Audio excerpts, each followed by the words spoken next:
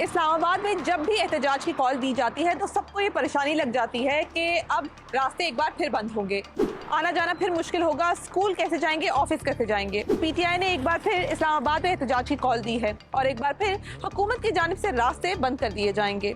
हमने चंद ऐसे ही अफराद से बात की है जिन्होंने इसी डेट को इस्लामाबाद या इस्लामाबाद से बाहर सफर करना था। मेरी कुछ क्लाइंट्स के साथ बहुत इंपॉर्टेंट मीटिंग थी जिनके बाद मेरी एक डील फाइनलाइज होनी थी, जो कि अनफॉर्चुनेटली सब कुछ ख़त्म हो रहा है। जिनसे मैंने एडवांस पेमेंट्स ली हुई थी वो मुझे पेमेंट्स भी वापस करनी पड़ रही हैं जस्ट बिकॉज ऑफ दिस के यहाँ पे प्रोटेस्ट होने वाला है और गवर्नमेंट ने सब कुछ बंद कर दिया है। मैं पिछले 1.5 साल से एक अपॉर्चुनिटी के ऊपर काम कर रहा हूँ और वो अभी जाकर कहीं 1.5 साल बाद मटेरियलाइज होने लगी थी 23, 24 और 25 तारीख पर।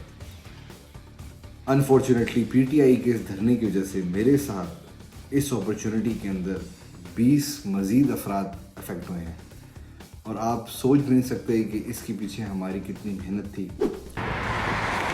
नवंबर और दिसंबर में अमूमन सबसे ज़्यादा शादियां होती हैं और वीकेंड्स पर ही शादियों की डेट्स भी रखी जाती हैं। एहतजाज की वजह से सबसे ज़्यादा मुतासिर शादी और इससे जुड़े कारोबार होते हैं।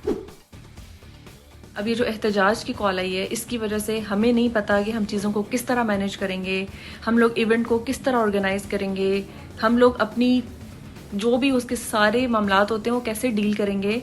और हमें बहुत सारे फाइनेंशियल लॉसेस को कवर करना पड़ रहा है, हम बहुत ज़्यादा सफ़र कर रहे हैं। 24 नवंबर को मेरे भाई की शादी है, मेरे मेहमान आने हैं बाहर से, हमारी बुकिंग्स हुई नहीं है, हमारे वेन्यूज़ बुक हैं, हमारी सारे होटल्स वगैरह की बुक है। अगर उस सूरत में हम कैंसिल कराते हैं, कुछ भी करवाते हैं तो उसमें नुकसान हमारा होगा, तो इस नुकसान का जिम्मेदार कौन है?